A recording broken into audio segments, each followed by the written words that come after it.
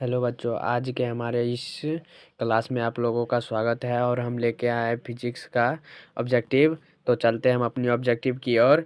तो गोलीय दर्पण के परावर्तन पृष्ठ की वृत्ताकार सीमा रेखा का व्यास कहलाता है।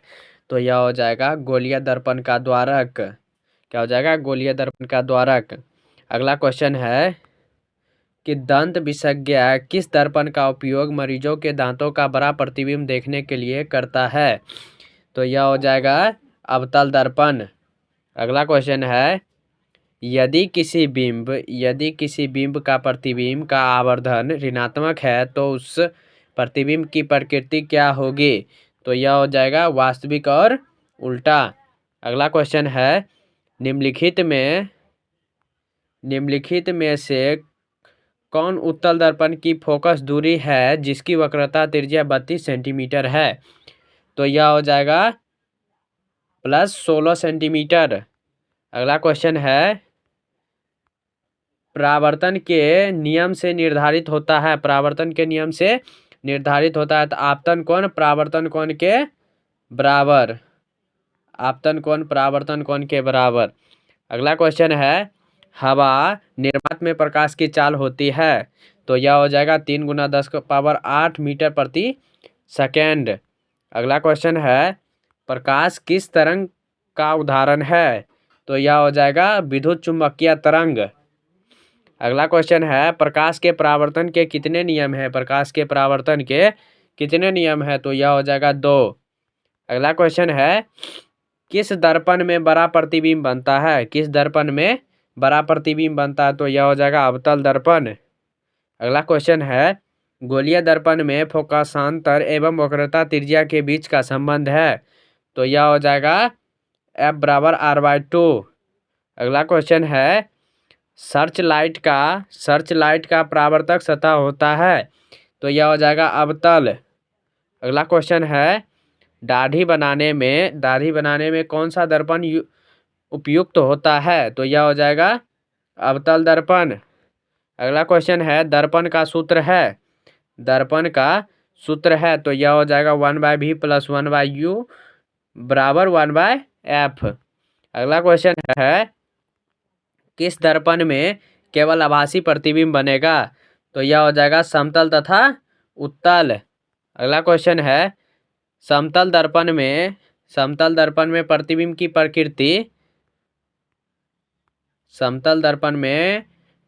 की प्रकृति क्या होती है? तो यह हो जाएगा आभासी तथा बराबर। अगला क्वेश्चन है गोलीय दर्पण की फोकस दूरी उसकी वक्रता त्रिज्या की आधी होती है। अगला क्वेश्चन है किसी वस्तु का आवर्धित काल्पनिक प्रतिबिंब बनता है। तो यह हो जाएगा अवतल दर्पण से।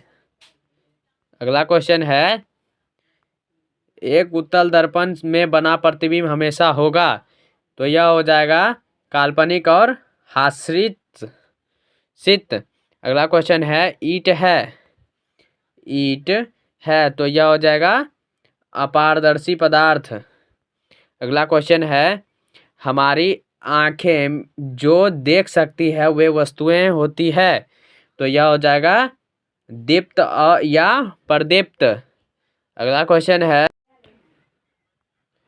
एक मनुष्य समतल दर्पण की ओर 3 मीटर प्रति सेकंड की चाल में आ रहा है। मनुष्य को दर्पण में अपना प्रतिबिंब किस चाल से आता हुआ प्रतीत होगा?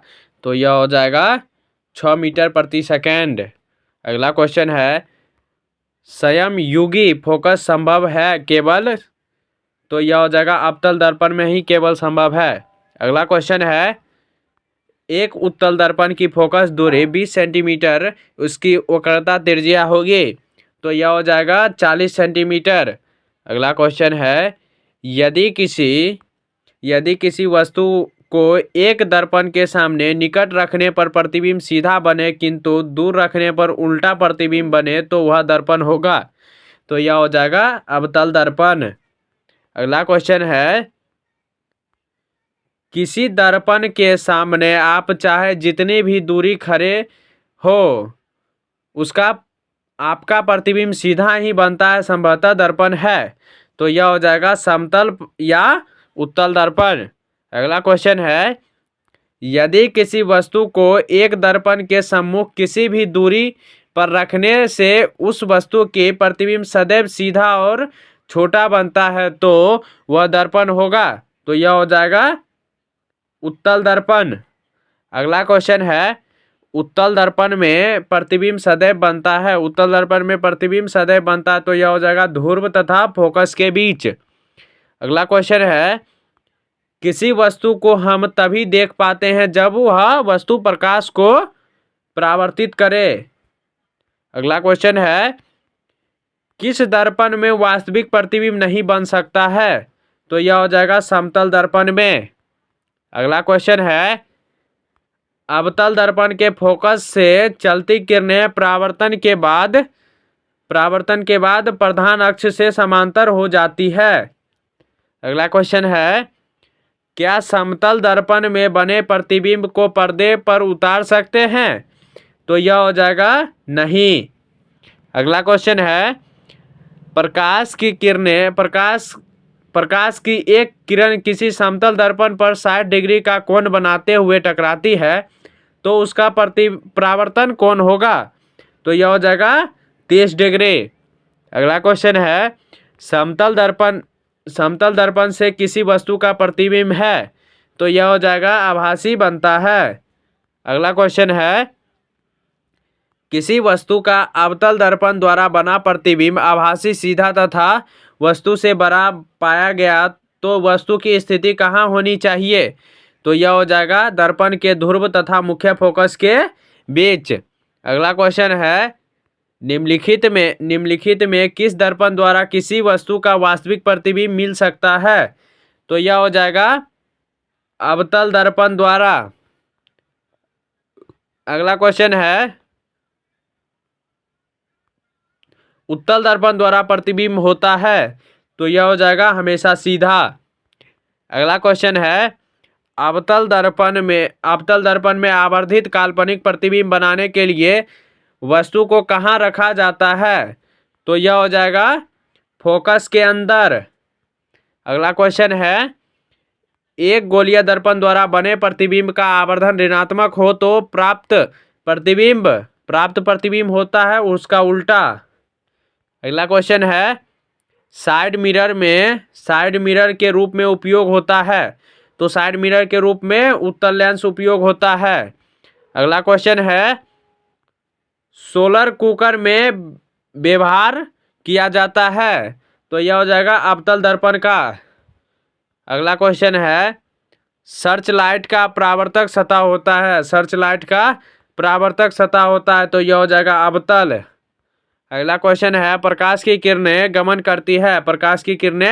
गमन करती है तो सीधी रेखा में। अगला क्वेश्चन है, प्रकाश तरंग उदाहरण है तो यह हो जाएगा विद्युत चुंबकीय तरंग का। किसका हो जाएगा, विद्युत चुंबकीय तरंग। अगला क्वेश्चन है, काल्पनिक प्रतिबिंब हमेशा सीधा होता है।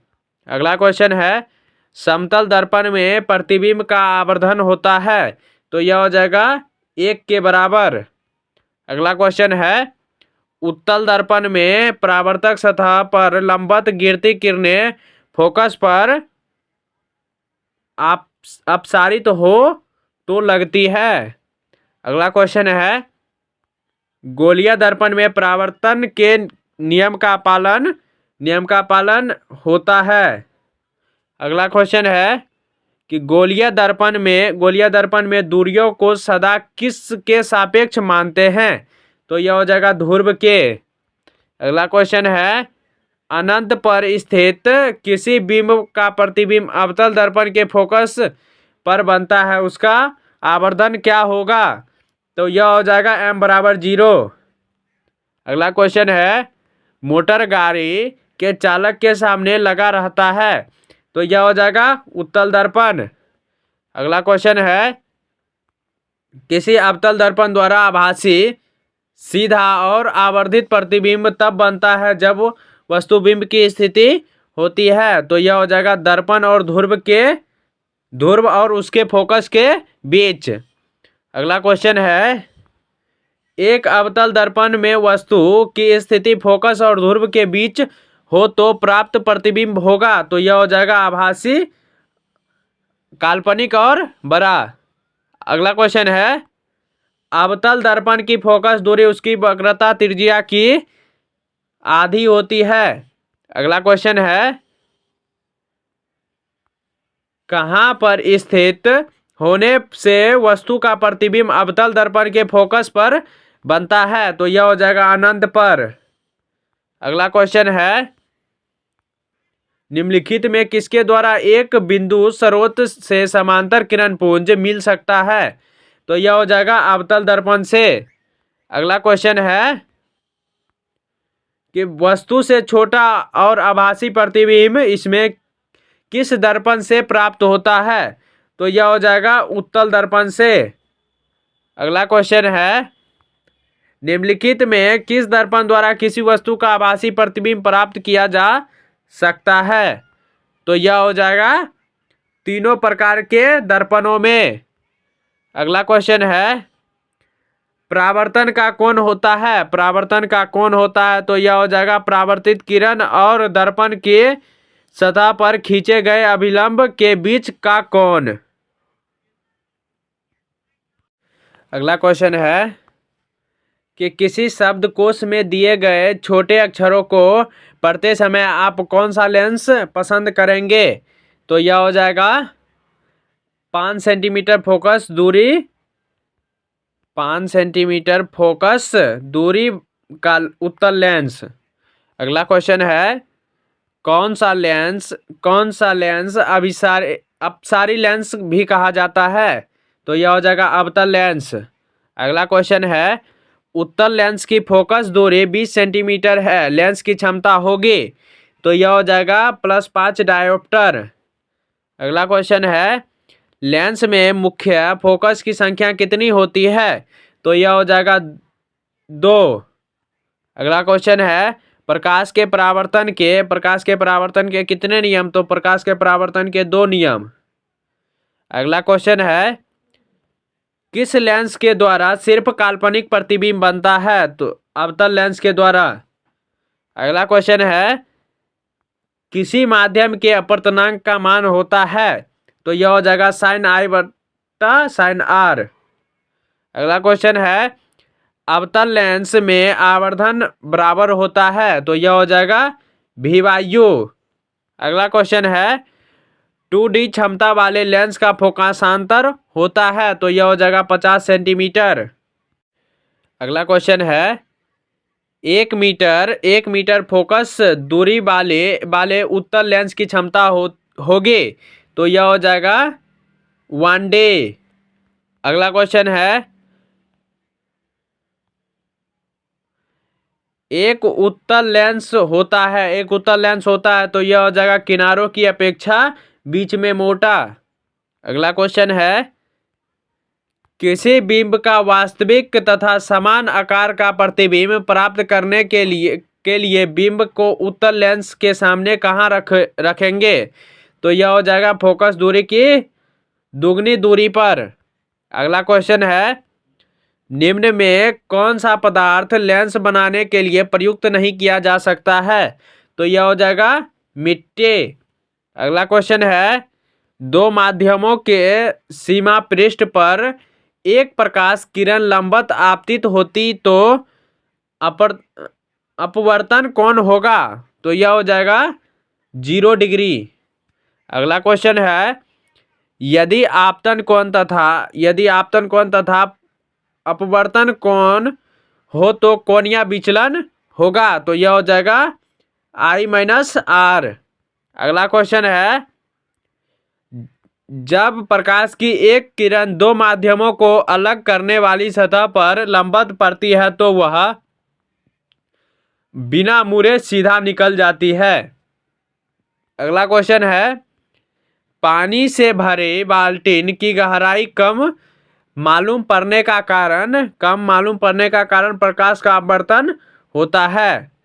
अगला क्वेश्चन है, जब प्रकाश एक माध्यम से दूसरे माध्यम में जाता है तब अपवर्तन होता है।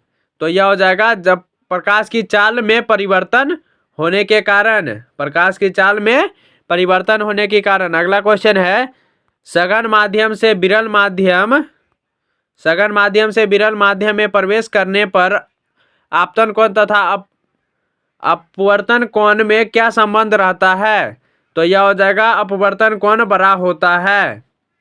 अगला क्वेश्चन है, जब प्रकाश की किरण हवा से कांच के प्रिज्म की अपवर्तन सतह से होकर प्रवेश करती हुई दूसरी अपवर्तन सतह से होकर बाहर निकलती है तब वह मुड़ जाती है, तो यह हो जाएगा प्रिज्म के आधार की ओर। अगला क्वेश्चन है, किसी बिंदु वस्तु से निकलकर किरणों किसी लेंस से अपवर्तित होकर जिस बिंदु पर मिलती है उसे कहते हैं, तो यह हो जाएगा प्रतिबिंब बिंदु। अगला क्वेश्चन है, निम्नलिखित में किसका उपयोग लेंस बनाने के लिए नहीं किया जा सकता है? तो यह हो जाएगा मिट्टी। अगला क्वेश्चन है, निम्नलिखित में कौन सी वस्तु वास्तविक प्रतिबिंब बना सकता है? तो यह हो जाएगा उत्तल लेंस। अगला क्वेश्चन है, प्रकाश एक माध्यम से जिसका अपवर्तनांक n1 है दूसरी माध्यम में जिसका अपवर्तनांक n2 हो जाता है, तो यदि आपतन कोण I तथा अपवर्तन कोण R हो तो sin I बटा sin R बराबर होता है, तो यह हो जाएगा n2/n1 के। अगला क्वेश्चन है, बेंजीन का अपवर्तनांक होता है, तो यह हो जाएगा 1.30। अगला क्वेश्चन है, खनिज नमक का अपवर्तनांक होता है, तो यह हो जाएगा 1.54। अगला क्वेश्चन है, किसी उत्तल लेंस के सापेक्ष किसी वस्तु किस स्थिति पर रखी जाए कि उसका वास्तविक उल्टा तथा बराबर आकार का प्रतिबिंब प्राप्त किया जा सके? तो यह हो जाएगा फोकस दूरी के दुगनी दूरी पर। अगला क्वेश्चन है, उत्तल लेंस में जब वस्तु फोकस एवं लेंस के बीच रखी जाती है तब प्रतिबिंब बनता है, तो यह हो जाएगा काल्पनिक और सीधा। अगला क्वेश्चन है, सूर्यास्त के समय क्षैतिज के नीचे चले जाने पर भी सूर्य कुछ समय तक दिखाई देता है, इसका कारण है कि प्रकाश अपवर्तन हो गया। अगला क्वेश्चन है, यदि उत्तल लेंस के सामने वस्तु 2f पर रखी जाए तब उसका प्रतिबिंब बनेगा, तो यह हो जाएगा 2f पर। अगला क्वेश्चन है, सरल सूक्ष्मदर्शी में किसका उपयोग होता है? तो यह हो जाएगा उत्तल लेंस का। अगला क्वेश्चन है, किस लेंस द्वारा केवल काल्पनिक प्रतिबिंब बनता है? तो यह हो जाएगा अवतल लेंस के द्वारा। अगला क्वेश्चन है, यदि वस्तु उत्तल लेंस के फोकस तथा फोकस दूरी की दूनी के बीच हो तो प्रतिबिंब वास्तविक उल्टा तथा बड़ा बनेगा। अगला क्वेश्चन है, उत्तल लेंस को डैश भी कहा जाता है, तो यह हो जाएगा अभिसारी लेंस। अगला क्वेश्चन है, लेंस की क्षमता व्यक्त की जाती है तो फोकस दूरी के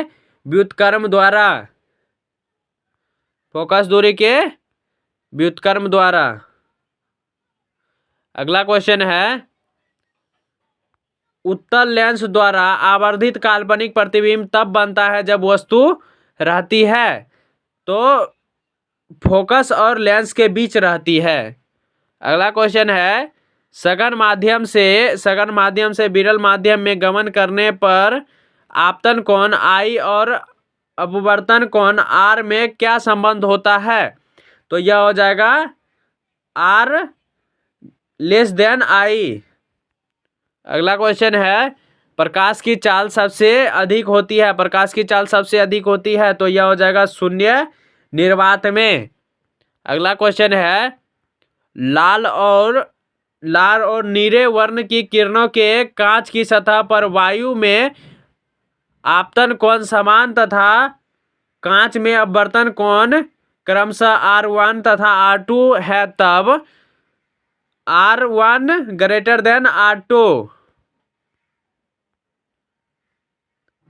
अगला क्वेश्चन है, एक गोलीय दर्पण पतले लेंस में प्रत्येक की फोकस दूरी +25 सेंटीमीटर है, तब दोनों ही उत्तल है। अगला क्वेश्चन है, आभासी प्रतिबिंब का निर्माण होता है तो दोनों लेंसों में। अगला क्वेश्चन है, लेंस की क्षमता P बराबर होती है, तो यह हो जाएगा 1/f। अगला क्वेश्चन है, लेंस की क्षमता का SI मात्रक है, तो यह हो जाएगा डायोप्टर। अगला क्वेश्चन है, पानी के भीतर तैरते मनुष्य को किनारे पर स्थित मीनार की ऊंचाई कैसे लगेगी, तो यह हो जाएगा ज्यादा। अगला क्वेश्चन है, शीशे के स्लैब से जब प्रकाश का अपवर्तन होता है तो उसमें विचलन नहीं होता पर पार्श्व विस्थापन होता है। अगला क्वेश्चन है, निम्नलिखित में कौन सी वस्तु वास्तविक प्रतिबिंब बना सकता है, तो यह हो जाएगा उत्तल लेंस। अगला क्वेश्चन है, प्रकाश के एक किरण जब विरल माध्यम से सघन माध्यम में आती है तब वह अभिलंब की ओर मुड़ जाती है। अगला क्वेश्चन है, जब प्रकाश के एक किरण एक माध्यम से दूसरी माध्यम में जाती है तो अपने पूर्व पथ में विचलित हो जाती है, तो इसे कहते हैं, तो यह हो जाएगा प्रकाश का अपवर्तन। अगला क्वेश्चन है, उत्तल लेंस में जब वस्तु फोकस एवं लेंस के बीच रखी जाती है तब प्रतिबिंब बनता है, तो यह हो जाएगा काल्पनिक और सीधा। अगला क्वेश्चन है, लेंस का छोटा भाग प्रिज्म की सतह है। अगला क्वेश्चन है, उत्तल लेंस के सामने एक बीम को लेंस के फोकस और प्रकाश के केंद्र के बीच रखा जाता है तो प्रतिबिंब बनता है, तो यह हो जाएगा काल्पनिक और आवर्धित प्रतिबिंब। अगला क्वेश्चन है, यदि वायु के सापेक्ष कांच का अपवर्तनांक 1.5 हो तो कांच के सापेक्ष वायु का अपवर्तनांक होगा, तो यह हो जाएगा 1/1.5। अगला क्वेश्चन है, 20 सेमी फोकस दूरी वाले लेंस की क्षमता होगी, तो यह हो जाएगा +5 डायोप्टर। अगला क्वेश्चन है, एक उत्तल लेंस से 30 सेंटीमीटर की दूरी पर एक वस्तु रखी है तो लेंस उतनी ही दूर पर वास्तविक प्रतिबिंब प्राप्त होता है, तो लेंस की फोकस दूरी है, तो यह हो जाएगा 15 सेंटीमीटर। अगला क्वेश्चन है, एक उत्तल लेंस में 30 सेंटीमीटर की दूरी पर एक वस्तु रखी गई, लेंस से उतनी ही दूरी पर वास्तविक प्रतिबिंब बनता है, तो लेंस की फोकस दूरी है, तो यह हो जाएगा 15 सेंटीमीटर। अगला क्वेश्चन है, एक अवतल लेंस की फोकस दूरी 20 सेंटीमीटर है तो इसकी क्षमता होगी, तो यह हो जाएगा -5 डायोप्टर। अगला क्वेश्चन है, यदि वस्तु उत्तल लेंस के फोकस तथा फोकस दूरी की दूनी के बीच हो तो प्रतिबिंब वास्तविक उल्टा तथा बड़ा बनेगा। अगला क्वेश्चन है,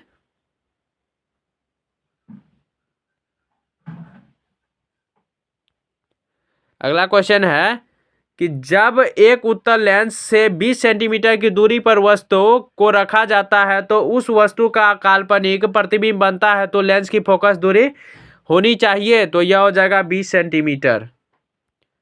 अगला क्वेश्चन है, किसी उत्तल लेंस की फोकस दूरी 25 सेंटीमीटर है तो उसकी क्षमता क्या होगी, तो यह हो जाएगा 4 डायोप्टर।